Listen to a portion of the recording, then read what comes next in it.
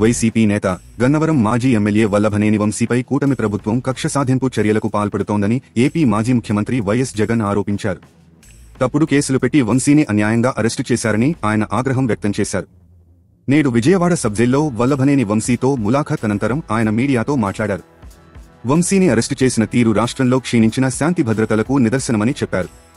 నాడు గన్నవరంలోని టీడీపీ కార్యాలయంపై దాడి జరగగా అందులో కంప్యూటర్ ఆపరేటర్గా పనిచేస్తున్న సత్యవర్ధన్ పోలీసులకు ఫిర్యాదు చేశారని జగన్ గుర్తు చేశారు.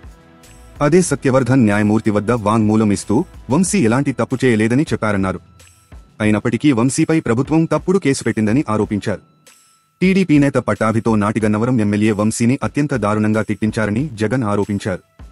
అసభ్య పదజాలంతో తిడుతూ పట్టాభిరెచ్చగొట్టారని చెప్పారు. గన్నవరం వెళ్లి సవాళ్లు విసిరారని గుర్తు చేశారు. ఈ క్రమంలో టీడీపీ, వైసీపీ వర్గాల మధ్య ఘర్షణ జరిగిందని, టీడీపీ ఆఫీసుపై దాడికి కారణం పట్టాభి రెచ్చగొట్టడమేనని వివరించారు. పోలీసులు లాఠీచార్జి చేసి అందరినీ చెదరగొట్టారని వివరించారు.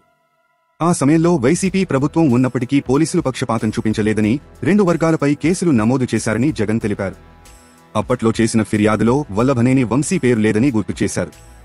ఎందుకంటే దాడి జరిగిన సమయంలో వంశీ అక్కడ లేరని వివరించారు. కానీ కూటమి ప్రభుత్వం వచ్చాక వల్లభనేని వంశీని టార్గెట్ చేశారని జగన్ ఆరోపించారు. ఎలాగైనా వంశీని ఇరికించాలనే కుట్రతో టీడీపీ ఆఫీసుపై దాడి కేసును రీఓపెన్ చేసి వంశీని 71వ నిందితుడిగా చేర్చారని తెలిపారు. వంశీ ఎట్టి పరిస్థితిలోనూ బెయిల్పై బయటకు రాకుండా చూడాలనే ఉద్దేశంతోనే గన్నవరం ఆఫీసును తగలబెట్టే ప్రయత్నం చేశారని, వంశీపై కేసు పెట్టారని జగన్ విమర్శించారు.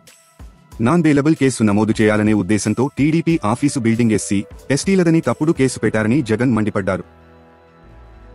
తాజా సమాచారం కోసం లైక్ చేయండి, సబ్స్క్రైబ్ చేయండి, నోటిఫికేషన్ల కోసం గంట సింబల్ ఆన్ చేసి పెట్టండి.